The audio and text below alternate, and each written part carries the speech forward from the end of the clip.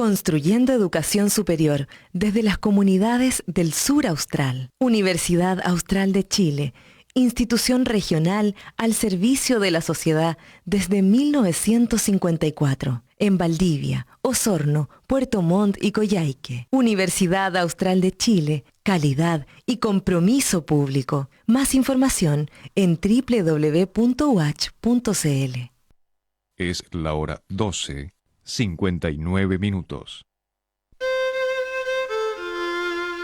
Más comunicación. Más universidad. Radio Universidad Austral de Chile. Síganos en redes sociales como Radio UH Valdivia en Instagram y Facebook, @Radio UH en Twitter, y visita toda nuestra programación en www.radiouach.cl.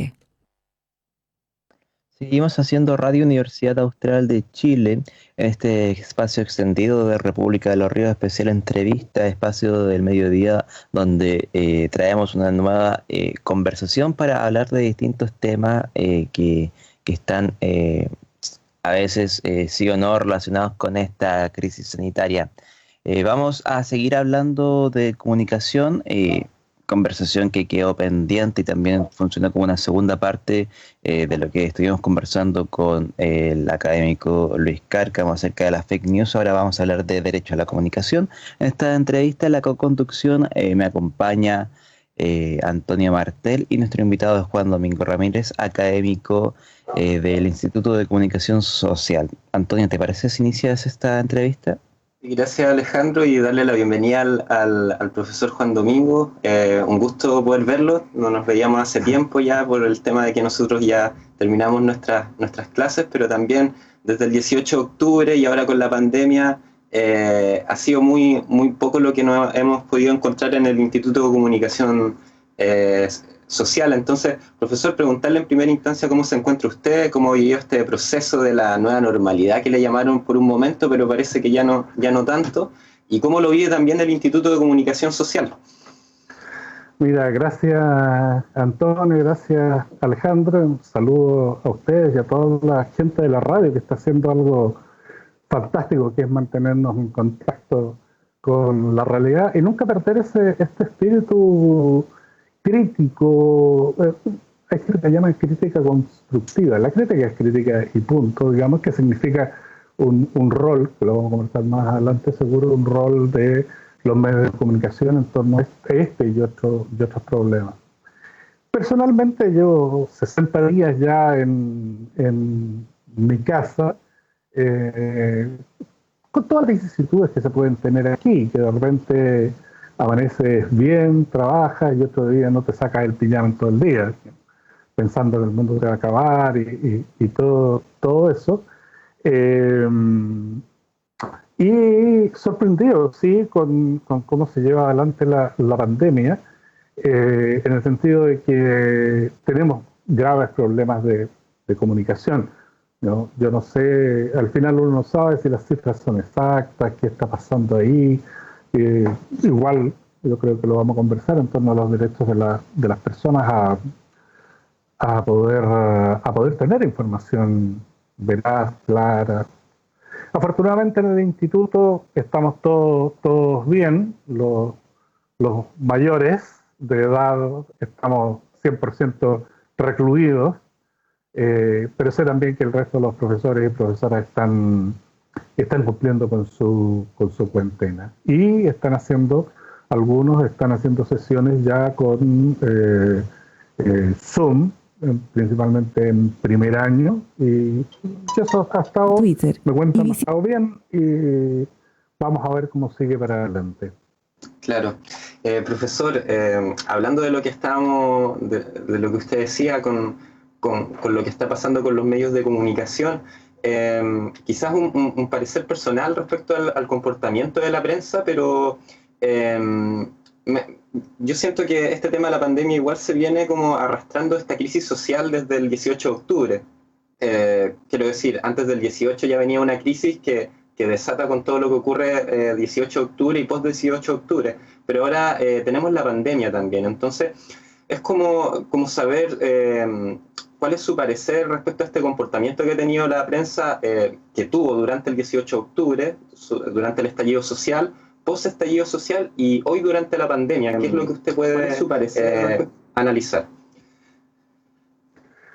Sí, mira, yo creo que las crisis de los medios de comunicación vienen de mucho antes y lo que está pasando es que post levantamiento social y en medio de esta pandemia nos estamos dando cuenta de hechos, ¿verdad? Estamos logrando mirar ciertas cosas y estamos tratando de analizar aquellas. Yo creo que hay un tema de base aquí en términos de medios de comunicación que no hay que olvidar. Nosotros tenemos una altísima concentración de medios y por lo tanto dentro de ese juego de medios de comunicación son básicamente los mismos intereses. Si uno en la mañana abre EMOL, abre La Tercera, etc., y esos medios, va a ver que las noticias son más o menos igual. A lo mejor cambian en algún momento, estaba arriba, estaba abajo, pero las noticias son más o menos igual. Fuentes oficiales, etc. Hay un montón de tesis que se han hecho en el Instituto de la Escuela de Periodismo en que muestran esta realidad. Entonces, yo creo que hay un problema de base, ¿ah?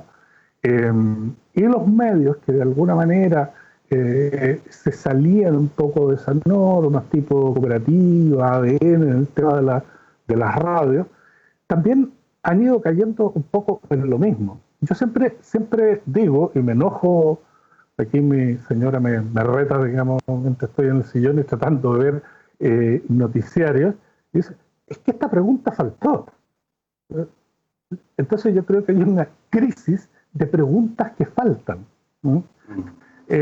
Las fuentes siempre van a llevar agua para su molino. Van a intentar seguir con su plan de acción, etcétera. Algunas de un modo bastante bochornoso, como es el caso del ministro de Salud. O sea, claro.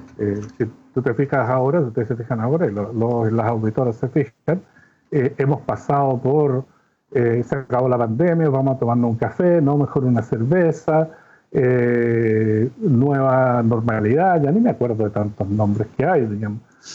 Y eso no tiene un correlato en lo que preguntan los medios. ¿Ah? Y nos quedamos muchas veces con las versiones oficiales. Por ejemplo, ahora está dando vuelta el tema de cuántas personas efectivamente han muerto. Claro. Puede, y eso es lo dramático, puede que sea verdad las cifras del ministerio. Pueden ser verdad, pero pueden. Entonces ahí está la desconfianza, en que nosotros no vamos a creer que esas cifras son reales, porque además, tomadas de otro, la Alejandra Matos periodista, ha hecho un excelente trabajo en eso. Entonces, toma otras cifras. Entonces, viene el combate, y desde la autoridad, desde los medios de comunicación, lo que se instala es, es que estas otras cifras están malas, es que quieren echar abajo a Piñera, como lo dijo lamentablemente el doctor Enrique París en Canal 13 hace, no recuerdo si anoche o antenoche. Pero por Dios, o sea, el rol de la prensa es justamente investigar más allá, no solamente porque se crea que un ministro falta la verdad, sino que a lo mejor el ministro no falta la verdad, a lo mejor, como decía un político del principio del siglo pasado, es la verdad la que falta al señor ministro. Claro, claro. Eso lo dijo un político el siglo pasado, a principio del siglo. Entonces, pero tenemos que ser cuestionadores, y yo creo que son cuestionadores en buena, pero hay una crisis de preguntas que faltan y que no están resueltas. Profesor, ¿y esa crisis de preguntas que faltan será porque está empezando mucho las líneas editoriales de los medios, sobre todo en tiempos de crisis? Quizás antes un poco más laxo esto, pero ahora con el tema de que se agudiza la crisis social, empieza a pesar mucho la línea editorial de algunos medios. A ver, yo ahí hago siempre una salvedad. Cuando el sistema se basa en medios privados, ese privado, creo yo, tiene derecho a tener una línea editorial. O sea, es como en la casa, yo tengo derecho a poner el sofá que quiero, o Claro. comprarme la cocina que quiero.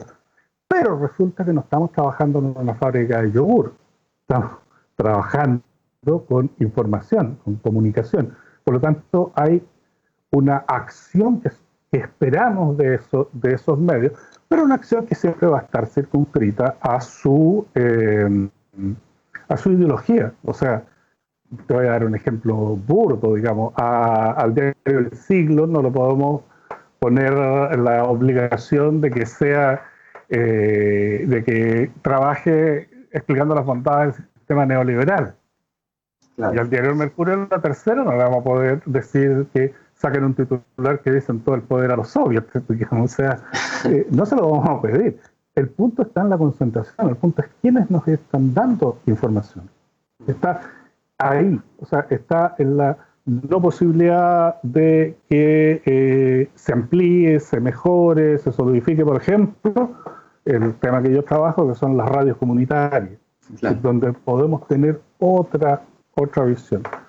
Pero también hay algo, y eso ya es más sociológico, político, o vaya a saber uno qué título le ponemos, que es este concepto de la verdad o posverdad. Claro. No me gustan eso de los post, ni postcolonial, ni nada, pero en fin, para entendernos. ¿Y qué es la posverdad? La posverdad es un concepto que está tratando de definir el cómo se acerca a la deidad. O sea, tú no puedes, para los católicos, para los religiosos, la verdad es Dios, pero nosotros como seres humanos tenemos limitaciones para acercarnos a la verdad, pero hablemos de honestidad. Pero en este caso, en el caso de la posverdad, y que Luis tal vez lo tocó, que es el tema de qué es verdad y qué no es verdad, principalmente en las redes sociales. Entonces, tenemos por un lado medios acotados, concentrados, en que están trabajando desde posturas ideológicas, por supuesto.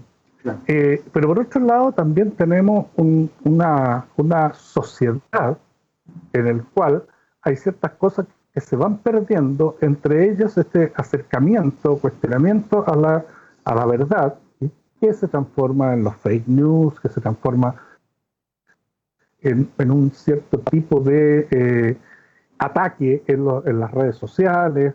Entonces al final se nos arma un enredo, como decimos acá en el sur, una pata de pollo, que no sabemos qué es real. Me pasó ayer, oye, si estoy hablando mucho, ustedes me interrumpan nomás, porque... No, adelante, profesor. O sea, ayer cuando aparecieron estas fotos de los cadáveres en pasillo del Hospital San José, no sé si los auditores, ustedes las vieron. Yo lo primero que dije, bueno, esto no es verdad. Entonces empecé a mirar, qué sé yo. Dije, perdón, ¿no es verdad o es verdad? No tenía idea. Entonces empecé a buscar, qué sé yo, al final eran verdad. Esos muertos estaban ahí, hoy día el ministro, no sé quién, dice que estaban como en la cola para entrar a la morgue. Pero ¿cuál es la verdad? O sea, hay un hecho objetivo, estaban ahí. O sea, había, no recuerdo el número, pero 8 cadáveres envueltos en bolsa. Pero ¿cuál es la verdad?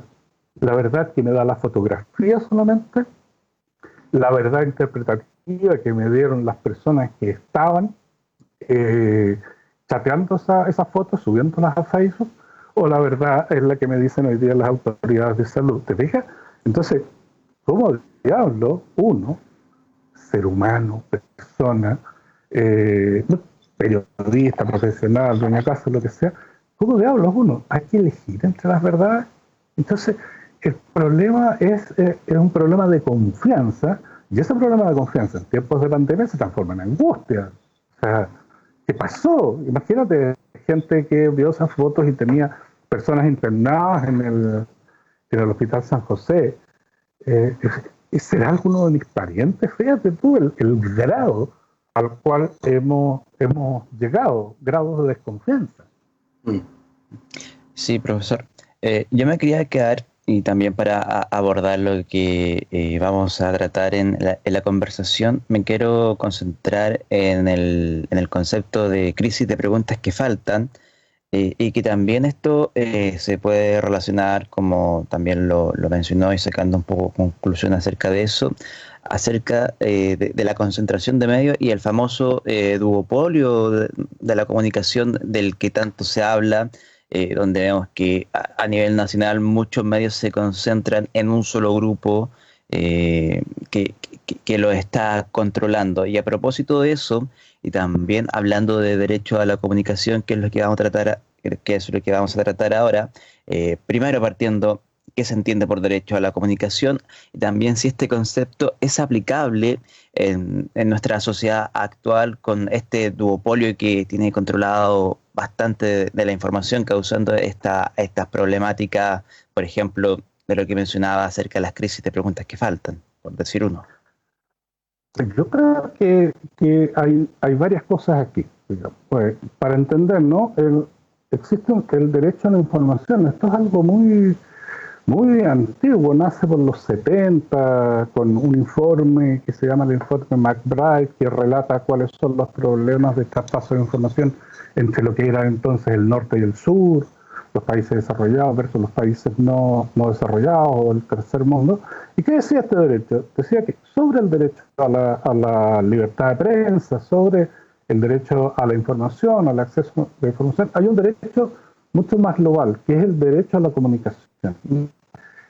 Los seres humanos somos animales comunicantes. Tenemos, a diferencia de otras especies, una serie de posibilidades a través del lenguaje, a través de lo corporal, de comunicarnos con otros.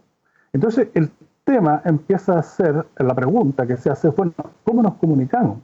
¿Nos comunicamos solo a un nivel lingüístico o nos comunicamos también a un nivel de derecho? ¿Y qué quiere decir esto si lo vamos aplicando a la comunicación pública? Lo que quiere decir esto es que todos los ciudadanos tienen derecho a comunicarse en el sentido de estar presente en la discusión pública. Ahora, ¿cómo estamos presentes en la discusión pública si tenemos duopolios o tenemos monopolios de la comunicación? No estamos presentes, ¿no?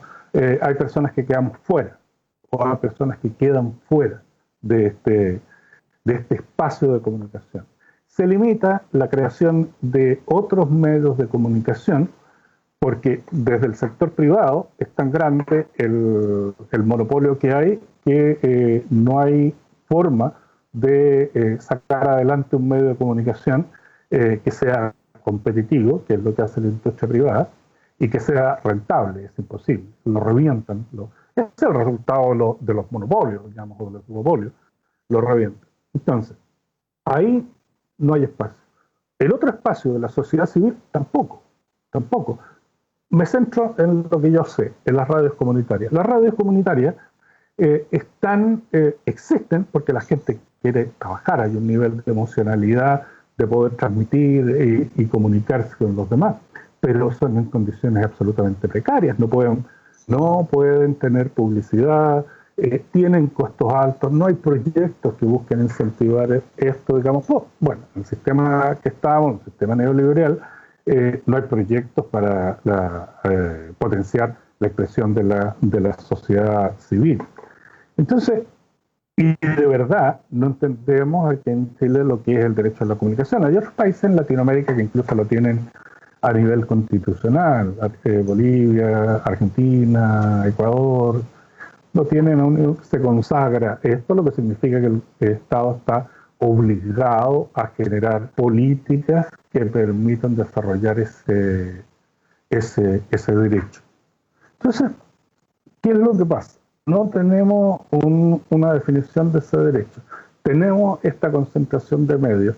Entonces, la expresión de la comunicación pública, la comunicación abierta a través de medios, es una expresión muy pobre. Ya les decía la uniformidad, por ejemplo. La tendencia o la acción de que las fuentes oficiales son las fuentes válidas, ¿no? Y ojo, que las fuentes no oficiales son objeto de muchos cuestionamientos. Es decir, el colegio médico ha recibido una cantidad de ataques, ¿ah?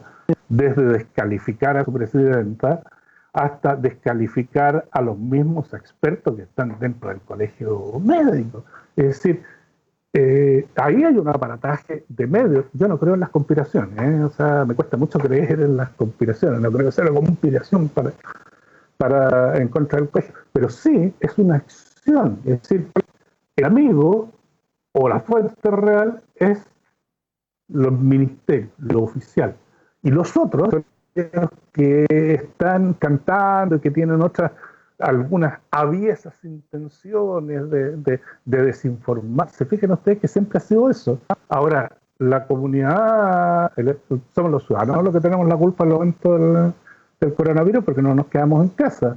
Somos los ciudadanos los que fuimos al mall cuando lo abrieron. Somos los ciudadanos los que no respetamos las normas. O sea, se fijan, hay una culpabilización del otro. Y sin un staff o un conjunto de medios de comunicación que puedan hacer un contrapeso, estamos varados y vamos a quedarnos varados en ese tipo de información. Sí, perfecto, profesor. A propósito de lo que usted dice y de cómo los medios empiezan a construir realidades, y justamente ahora con lo que está pasando con el coronavirus, y cómo terminan siendo también voceros del gobierno en este caso, con el tema de que yo de pronto siento quizá un poco de recelo contra sobre todo los matinales, que son los más vistos y están durante más horas al aire en la televisión abierta. A mí me pasa algo con eso que tiene que ver con lo que usted nos hablaba sobre el derecho a la comunicación, pero también está el tema de la libertad de expresión. Entonces muchas veces yo no sé cómo se podría definir qué es lo que va primero. Si primero va el derecho a la comunicación y dentro del derecho a la comunicación va la libertad de expresión, o estas no pueden trabajar juntas. Con esto me refiero, por ejemplo, a que a muchos medios de comunicación, mucha gente que defiende cómo funcionan los medios acá en Chile, dicen, pero acá en Chile hay libertad de expresión, acá uno se puede comunicar como quiera. Entonces, de pronto, ese concepto de libertad de expresión lo encuentro un poco peligroso por la connotación que tiene este tema de libertad de expresión, como quizá un término muy liberal, donde no hay filtro de la calidad de lo que se está comunicando. Entonces, por ahí va dirigida la pregunta, como ¿qué es lo que iría primero? Si el derecho a la comunicación y luego la libertad de expresión, ¿cómo lo ve usted? Mira, ahí hay varias cosas. Uno, yo creo que los medios no son solo voceros de un gobierno de turno, sino que son voceros del poder, lo que es más riesgoso aún. Son voceros del poder establecido, pero de los poderes fácticos también que están dentro de nuestra sociedad. También creo que los conceptos de libertad de expresión y libertad de prensa nos están quedando chicos y va a haber que redefinirlos. Nos están quedando chicos con las nuevas tecnologías. O sea, a ver, Twitter, Facebook y ahora Instagram son medios tecnológicos, lo que sea, y que tienen un marco de libertad de expresión mucho mayor. Por lo tanto, saben noticias falsas. ¿Ah? Entonces, ¿cómo se contrarresta eso? Bueno, algunos gobiernos, algunos estados, como el chino, lo limitan. Así de simple, lo limitan, establecen sus propias redes, etcétera. Nombro a China por ser el mejor ejemplo de eso, de cómo se puede ir a ese extremo. O, por otro lado, ir hacia las conductas individuales. Cuando uno habla desde el derecho de la comunicación, que es superior a todos estos derechos, que además hay que redefinirlo en mi concepto. Uno, yo creo que lo que tiene que hacerse es responsabilizar a quien emite la información. A quien emite la información falsa, a quien la información ¿cómo se llama? Ambigua, la información mentirosa, etc. Pero eso es, como dicen los técnicos, ex post, después. O sea, eso es lo que mantiene una, llamémosle libertad de expresión potente. ¿Por qué? Porque debiera haber una autorregulación. Pero eso tiene problemas, como dices tú.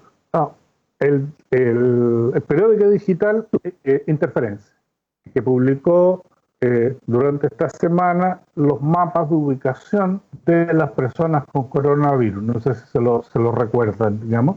Entonces, que estaban marcadas las calles o casi el condominio, donde estaban las personas portadoras infectadas de coronavirus haciendo su cuarentena. Y aquí ha habido casi una condena transversal a la publicación de esa información. Pero yo me pregunto, no voy a entrar al análisis de eso, está bueno, está malo, yo me pregunto, ¿por qué se produce esa publicación? Se produce por falta de información. Por yo no sé si las fuentes, estas fuentes oficiales que hablamos, nos creen que somos tontos o qué sé yo, no sabemos entender, entonces se limita la información. Yo me imagino que para términos prácticos, para términos de investigación, etcétera, esos datos se requieren.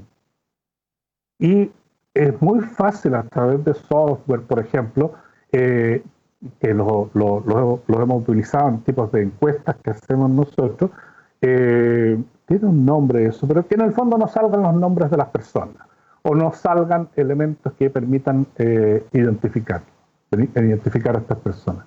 Entonces, el punto es, ¿por qué lo hace? No hablaba con la gente de Interferencia. ¿Por qué lo hace? Porque hay una carencia de información. Y esa carencia de información está atropellando no solo la libertad de recibir, sino que está atropellando este derecho a la comunicación.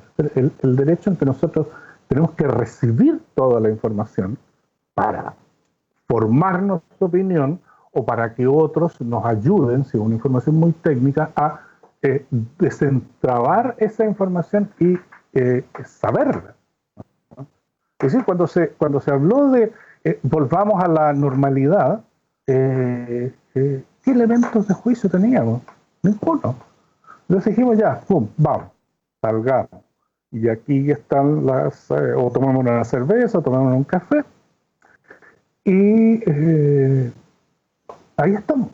O sea, que una prensa soporte una broma de mal gusto del ministro de Salud, como cuando le preguntaron por la pertinencia de que la SUBSE haya dicho que vayan a tomarse un café. Y el tipo, la respuesta fue, es que a la subsecretaria le gusta mucho el café. Es una locura. Es decir, una fuente oficial que no me responde una pregunta. Y que más encima se ríe. Por Dios, ¿en qué estamos? Y justamente ahí vienen las preguntas que faltan. Sí, acá anoté un poco los conceptos que nos gustaría tratar en esta conversación a raíz de lo que estamos hablando, esto de derecho a la información. Y también me gustaría relacionar con una de las preguntas que teníamos en pauta acerca de responsabilizar a quien emite la información, lo que usted estaba mencionando.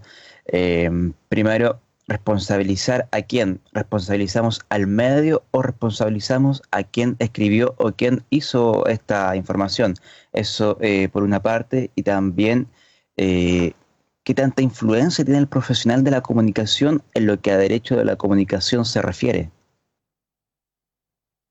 Profesor. Grandes preguntas. Voy a hacer el clásico. Me alegra mucho su pregunta. O me parece muy importante su pregunta. ¿Te has fijado que la gente dice eso? Yo creo que eso es un poco para poder pensar la respuesta, porque la pregunta está súper bien. Mira, respecto a lo primero, que es a quién responsabilizar, es una discusión de mucha larga data y que hay diferentes legislaciones al respecto. ¿Por qué? Porque a veces la información que hemos dado molesta al poder. La información es verdadera a través de fuentes que no podemos revelar. Entonces, ahí, por ejemplo, una legislación protectora, digamos, de los periodistas habría de ser que se acepte la protección de las fuentes, ¿no? El que existe, por ejemplo, todavía en las legislaciones, el delito de calumnias o injurias emitidas por la prensa, nunca me acuerdo bien si una es algo que se dice que es verdad y la otra es algo que se dice que daña la honra. Fíjate tú, o sea, que daña la honra. No sé qué diablos será eso. Podría haber funcionado en el siglo XIX, pero hoy día no funciona. Y las asociaciones de prensa, de periodistas, de dueños de diario y todo, ahí hay un contexto de eliminar eso. Entonces, el punto es que si es a través de un medio de comunicación, el medio de comunicación tiene una cadena de decisiones y por lo tanto hay una responsabilidad, pero en el sentido de probar que lo que yo dije es verdad. Entonces, no en el sentido de culpabilizarme de lo que yo dije o de lo que yo podría decir es un delito. Ejemplo claro es un libro que fue el libro negro de la justicia chilena, en que daba a conocer una serie de vicios dentro del Poder Judicial y que fue prohibido de editar. El punto es que si los sujetos, las personas, se sienten pasadas a llevar, no es el que ese libro se prohíba, sino que se pruebe, a través de eso, se pruebe de que el libro dice falsedades. Por lo tanto, yo, periodista, escritor, puedo probar que lo que se dice ahí es verdad. Entonces, ahí hay un punto. Esto no es norma general en todos los países. Algunos países son más restrictivos o más liberales que otros. Ese es un punto. Y la influencia del profesional, mira, ahí yo tengo un cambio, se me cambia la idea con la cual yo me formé en el sentido de la responsabilidad del periodista frente a los hechos de actualidad, frente a la noticia.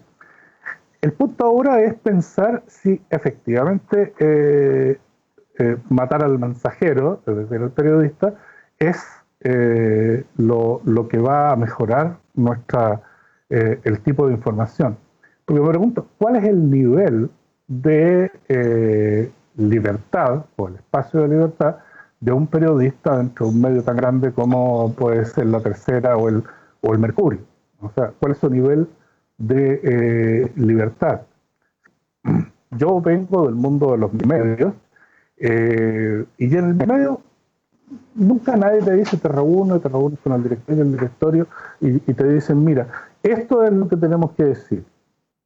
Bueno, tú ya sabes que trabajé en el diario La Época de finales de la dictadura, tú ya sabes que ese es un diario de oposición, era un diario de oposición al régimen militar. Tú sabías quiénes eran los dueños, que era gran parte personas de la democracia cristiana. Y por lo tanto tú sabes en cómo actúas. El punto es, y ahí viene lo personal. El punto es en lo personal, cómo yo investigo ciertas noticias y se las presento a nuestros editores, etc. Hay cosas que no voy a poder publicar y ya lo sé. Si estoy trabajando en un medio que pertenece, por ejemplo, a la Iglesia Católica, yo no voy a publicar un reportaje pro aborto. No van a dejar. y si estoy trabajando en un medio de derecha o un medio conservador, tampoco. Entonces, el punto es, y a mí eso es lo que me cuestiono, la verdad, y le doy muchas vueltas, ¿cuál es la influencia del profesional? A mí me parece que tenemos un espacio de acción, porque nosotros somos los que estamos en la calle, tenemos un espacio de acción, pero ese espacio de acción es bastante delimitado. Esto no quiere decir, por favor, sobre todo los estudiantes de periodismo, y Alejandro, que va a tener que dar luego su examen de grado, digamos, no es para que nos vayamos para la casa. A veces sí van a irse para la casa, no miento. Pero es tenerlo en claro,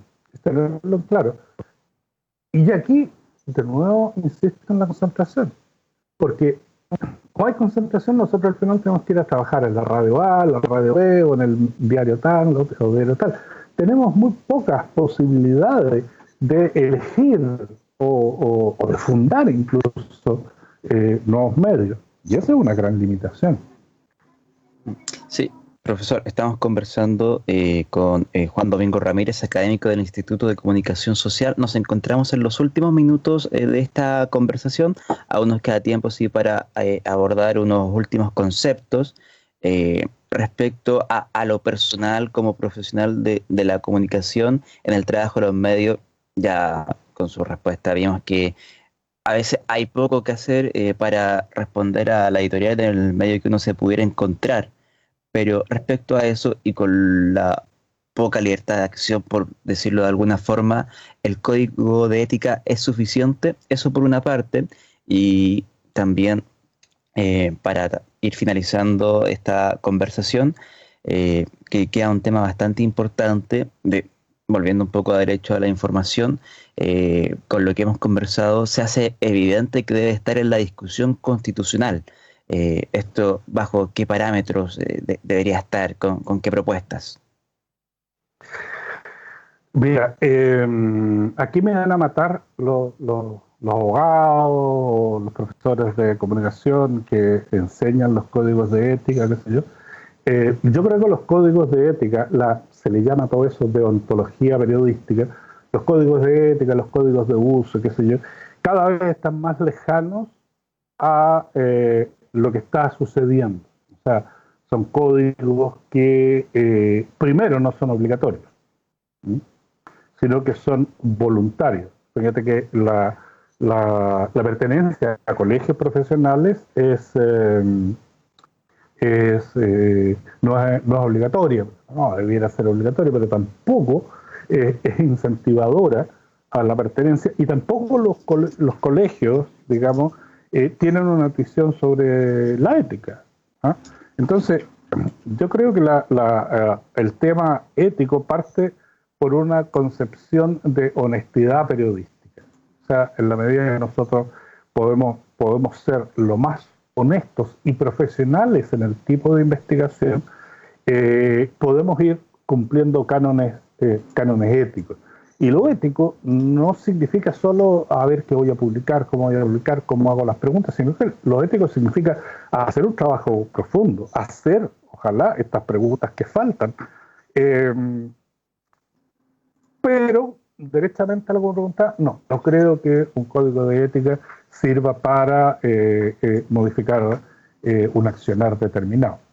No lo va a hacer. Por eso es importante, y el día del periodista lo hablamos, el Colegio de Periodistas tuvo la gentileza de invitarme a dar la charla de ese día. Es imprescindible que la nueva Constitución, que sí la vamos a sacar, sí vamos a tener nueva Constitución porque tenemos el derecho de pelear aquello, sí debe poner algunos énfasis en ciertos derechos que hoy día no están dentro de la actual Constitución. Derecho a la salud, derecho a la educación y derecho a la comunicación. ¿Qué significa esto?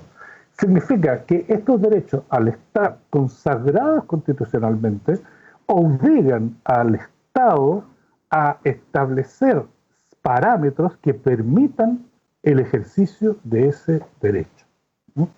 Entonces, Voy a dar un ejemplo. Si me alargo, tú me haces así y ya.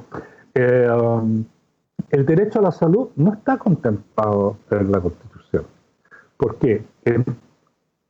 Todos estos recursos que se presentan en contra del alza de los planes de las ISAPRE, ¿sabes tú que no se hacen a través de el ejercicio o de que se le está conculcando el derecho a la salud? Se hacen aduciendo al derecho a propiedad. ¿Te fijas la locura? O sea, yo para cuidar mi salud tengo que ir al tribunal con un recurso de protección y decirle, mire, me están violando mi derecho a propiedad. Entonces, eso no dice al tiro, algo está mal en este tema. Está mal pelado el chanto. Entonces, y en el derecho a la comunicación no nos pasa lo mismo. La Constitución establece libertad de expresión, ya, pero ¿cómo? ¿Cómo? Libertad de prensa, es decir, que cada cual puede editar lo que quiera, pero por Dios, o sea, no lo podemos hacer. No lo podemos hacer. Pero ¿qué es lo que se está haciendo en ese sentido? También hay que recordar que hay medios que ya están bastante consolidados, medios de información, principalmente digital, El Mostrador, Interferencia, Piensa Prensa, Red de los Pueblos, etcétera. Hay una serie, pero bueno, tampoco tenemos acceso a la tecnología. Pero creo que tiene que haber un esfuerzo de la sociedad civil, pero también del mundo político, de entender que aquí el tema no es solo la cuña que vamos a sacar para un medio de comunicación, sino que es el cómo establezco la posibilidad, la ayuda para que la sociedad civil pueda gestionar medios, efectivamente se haga, se aplique el derecho de la libertad de prensa, en el sentido de que yo pueda fundar medios, con todo lo que significa responsabilidades, códigos de conducta, manuales de estilo, etcétera, pero que contemplen una participación paralela, no digo que haya que cerrar los otros medios, paralela a los medios tradicionales. Si uno mira hacia Argentina, que he tenido posibilidad de trabajar con gente de la universidad, colegas de la Universidad de Córdoba, la cantidad de medios que hay es impresionante, y medios cuestionadores. Ahora, ¿habrá algún efecto? Bueno, sí, yo creo que sí, en el sentido de que la ciudadanía se empodera de esto. Yo tengo un medio, yo me puedo expresar a través de ese medio, pero mientras no exista un concepto macro, que es el derecho a la comunicación, no vamos a tener muchos cambios. Y eso es una pelea que hay que dar a nivel constitucional. Perfecto. Profesor Juan Domingo Ramírez estuvo con nosotros conversando acá este día viernes 15 de mayo sobre el derecho a la comunicación. Importante lo que usted dice, profesor, el democratizar la comunicación hacia las comunidades. Las radios comunitarias cumplen un rol fundamental en eso. Lamentablemente acá en Chile ese rol lo está cumpliendo por el momento lo que usted decía, las redes sociales. Por ejemplo, Facebook, las personas lo ven como un medio para que ellos puedan expresarse también, porque lamentablemente con el tema del duopolio y cómo funcionan los medios de comunicación acá en Chile se hace un tanto imposible, se ven muy lejanos los medios para la ciudadanía, pero aún así las redes sociales cumplieron un rol fundamental antes del estallido social, durante el estallido social y post estallido social, y ahora durante la pandemia igual lo están cumpliendo. Así que, bueno, nosotros esperamos que este debate se dé en muchas ocasiones más, porque es importante, sobre todo con el proceso constituyente que se inicia en octubre. Es la votación primero, pero después viene un proceso muy largo. Entonces, yo creo que va a ser una discusión que va a estar muy presente durante todo el proceso constitucional, el tema del derecho a la comunicación. Así que le agradecemos, profesor, por haber estado junto a nosotros. No sé si quiere mandar algún saludo a los colegas, algún amigo, algún familiar. No, yo creo que es un saludo fraternal a todos y a todas para que nos cuidemos. Yo creo que en eso sí estoy absolutamente de acuerdo en que esto es un cuidarse y cuidar al otro, a la otra. Y eso significa, ojalá, en la medida de lo posible, hay gente que tiene que trabajar, hay gente que no puede dejar de recibir algún ingreso, porque además las medidas del gobierno han sido paupérrimas, digamos, limosna, pero que los que podemos hacerlo nos cuidemos. Este virus es mortal en algunas personas. Y eso también es comunicación, porque es pensar en el otro, hablar con el otro, descubrir al otro.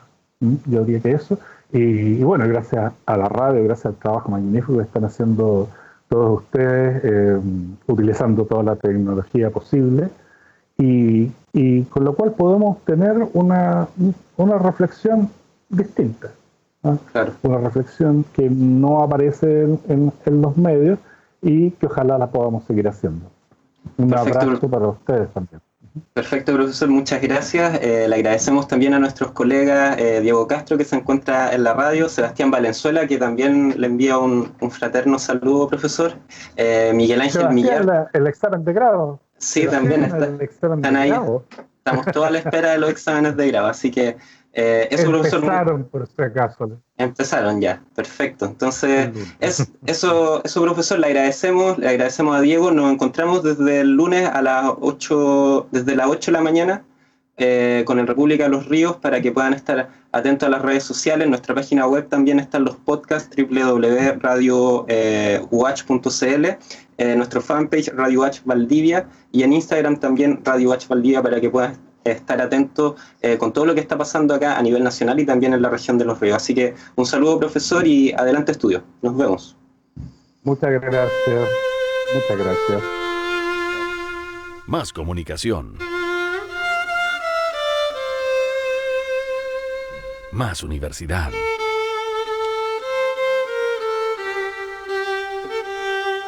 Radio Universidad Austral de Chile. Construyendo educación superior